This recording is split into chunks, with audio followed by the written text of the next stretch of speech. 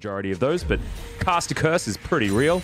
As effort's going to make that first roam towards this mid lane. Battlestar comes down. There's the Emperor's Divide and has to use the barrier that he picked up for himself. The Ignite was there, but First Blood does go to effort with that Ignite as Summit misses another Q. Yeah.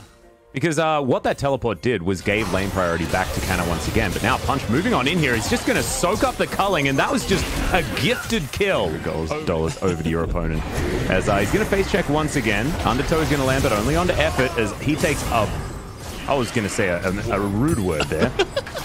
Tried to Emperor's Divide Shelly, but it did too late. Cuzz is going to die.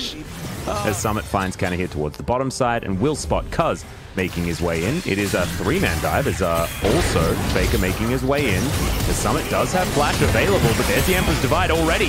Cuzz is being taken down. 100% worth there for Sandbox. They will lose a turret, but the turrets are traded. And now Root in this mid lane trying to push this one up as well. As he's always able to roll that one no matter what. As Canna going to get knocked up here as Summit looks for it, doesn't find the Infernal Chains, as does get the last hit of that Q, as now Gorilla's going to make his way down. Summit with the World Ender should be able to get this one done, and that is... Getting this Aatrox big and fed, and even the Zoe and Ezreal farming pretty well. We got another team fight here, though. Yeah, there's the Dredge line that comes out. Unbreakable looking to try and get Root out of there. Brilliant cast from Cuzz, demonstrating his skills on this Gragas. It means that Gorilla has nowhere to go and a double kill. Too much, but the bottom lane now eradicated from the map as we have a look at this one more time. And this, guys, requires a bit of a PSA. If you're going to be fighting Aatrox at any point, and you are a ranged champion that is a physical damage dealer, there's this item in the shop that you can purchase. It's called an Executioner's Calling, and it means that all of that healing that the Aatrox was able to do during that fight is negated majoritively. So just a bit of advice there. Canna probably would have liked to do that, but this was just beautiful work from Cuzz. I'm glad that we talked him up on the Gragas. He's had some, you know... It's not going to do anything for you right now. So we're just going to scale. This is ludicrous. 12.7 CS per minute is a just dumb number. That is crazy high. As Summit's going to die here towards the bottom side, Faker just sweeps him onto Teddy, and the culling will pick up that kill. Summit was very dead in that particular team fight, is now looking to trade it for effort, but not going to be able to. Yeah, I think it was. Oh, yes. Effort. That's a whoopsie. Yeah, because Bang was playing Ezreal that game, so harder to hoover up those minions quite as easily. As there is the Glacial Fissure, just to try and deter T1 from this particular turret, as the Cloud Drake once again opted in for. But T1 say, well, we'll just take your inhibitor turret this time around. The Sandbox are endlessly punished for their rotations towards dragons. Not entirely sure what their affinity is for that particular one, but it is bad news bears. As Good Night Effort is going to be able to proc his Stone Plate, but he's definitely going to be dead. It's really indicative of just how far ahead T1 are. You know, the gold difference doesn't tell the whole story, as we've said multiple times.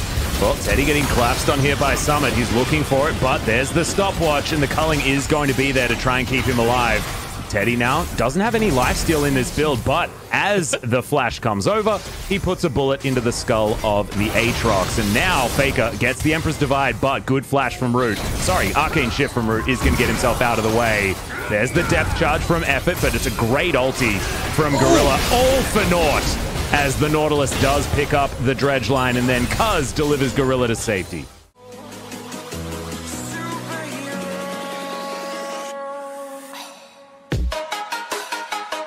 To be perfectly honest, I want to give player of the game to whoever's been making the macro calls here for T1, because to be perfectly honest, they've been immaculate. Just amazing. Capitalizing on every movement. As now Summit looking for this one. Sun Turret is put up as Faker now underneath it, but Summit not going to have those Infernal Chains working out as he goes golden. Teleport will come in towards the backside as Summit just going to be taken down by the Phalanx set up here by T1. And Root was thinking that this was going to be time for a fight, but they're unable to actually regroup as Bullet Time shreds the health bars of Sandbox. And it's like T1 have a handicap against Sandbox right now. Like, they just started the game with more stats. It's ridiculous how far ahead they are at this point in the game as they're looking to take down Nexus turrets. They've got a hot date tonight, and they do not want this game going past 35 minutes. Sandbox now underneath this turret, but there are no more inhibitors remaining Even effort happy to step up with barely a health bar. Cuzz as well, as there's Emperor's Divide swiping the floor with this Sandbox roster, and only Dove is remaining. He'll have to watch his Nexus fall down from the Death Chamber as Faker finishes it off with a triple kill. Beautiful stuff there from T1, and just...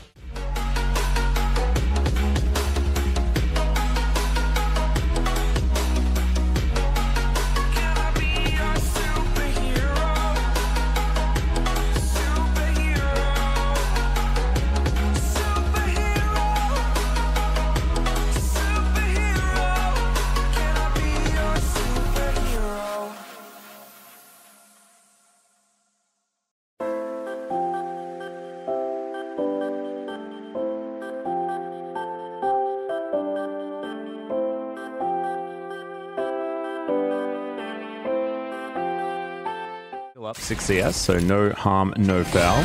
Punch going to move on over, but oh my goodness, no. Root is going to be caught out of his bullet time that was just being used to clear the wave, as there's a killer instinct, but not going to be able to find the kill, as Canna boops back Summit. And now, if he finds any abilities, Punch is going to move on in here. Has to dodge this one. Flash now on cooldown. Punch lines it up and finds the Q.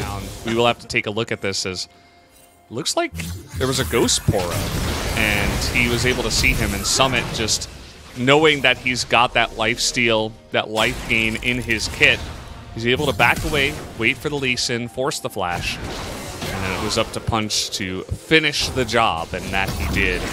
It's always awkward, you know, because if you get too close, the Lee Sin's Q is going to have faster travel time, but if you get into that little nook in between the wall and the turret, then it becomes very predictable where you're going to run. So Punch was able to get that done. Well, now Punch is going to die, Valdez, unless he can safeguard his way out. Void Seeker picks the gap in between the Sandbox members. Looks like Shelly will be consumed here by T1 as Cuzz picks that one up, and now Summit being collapsed upon. Flash in from effort, and he will be able to find the chain CC to lock that one down. That is an OGN Legion move. Has the collective been replaced by the OGN Legion is the question. Is Cuzz now looking to jump in onto Dove. Oh, the dredge line is going to nail the kill, and it's delivered over to Faker. Perfect. To just flash away. You know, in that case, it wasn't like game 1 where he could have easily flashed. Here's Summit dying again. Well, he's not going to die just yet. Shock Blast not going to find the target. We can see Cuzz held on to his pillar. And Summit now, look, Canna learnt. Have a look in his inventory. That is denial of the healing. As something fell down, Teddy is found. Punch, who's going to be denied his back. Killer Instinct comes in. See Gorilla. Oh my goodness. If Teddy still had his Killer Instinct available, you best believe that he will be utilizing that one. As there's Punch going in with his Q, but I don't think this is for any good reason, as that's a double kill for Canna. And Summit teleports into a situation he doesn't want to be in anymore, and he's going to wander towards his turret. His Protobelt charges and just throws the bubble in the wrong direction. As now Summit, he's going to flash, but I have a feeling that he is still doomed. There is so much CC available, and Effort's even going to light him on fire. So sort of very reminiscent of the amount of hope that Sandbox have in this particular game. As Effort's going to get bound, does have his stone plate already completed, is now Punch. He might just get flashed on, and he does.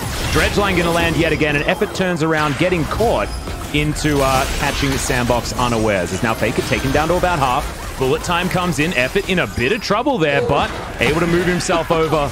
He'll need to land this Shock Blast, but there's a conga line in the way, unfortunately. Going to move on in here as his position is known, as Dove will have to hit this bubble. I don't even know whether he's going to be able to do it. Yeah, it's down in the hole. As you can see, Faker building towards a pretty cool hat, as there is a flash depth charge, sorry, dredge line, and a very deadly Sin. Oh, thankfully this redemption comes in to try and pull some of it back there, as Cuzz looking to try and dive under the turret. Dove will collect an entire Q, as Punch going to be obliterated. Faker finds the backline. Teddy 1v1ing Dove, just going to move on over. Does have the Ignite ticking, and I believe Teddy will still fall down, as now Summit looking to try and pull one back. Faker going to die as well. Punch doesn't have a lot of defensive statistics right now. As Faker moving down from the top side. Sandbox do have vision on this Baron, as there's another dredge line that comes in, but Effort might actually be sacrificed here, and he is going to go down, but now Faker finds his way in, is going to pop the Moonfall, does a lot of damage, and now there's Teddy to come in and clean up. As Dove's going to go down, the flash utilized there, and Teddy's going to get his revenge, as Root is well and truly out of position, is saying, why can't I go the way of the Jinna 80 carries and head to T1 as well? But the answer is going to be no. The red team that he headed towards was Sandbox, and in this particular series, that was the wrong choice. They're just going to go for it. 31 minutes might be the game time here for both games, just back-to-back. T1, they're able to fully ace the enemy team. It looked kind of wishy-washy and messy to start the fight, but because Faker was able to keep everybody around, they're going to wait for the potential kill there. Not quite going to get it, as the Nexus will go down and T1 will pick up the 2-0.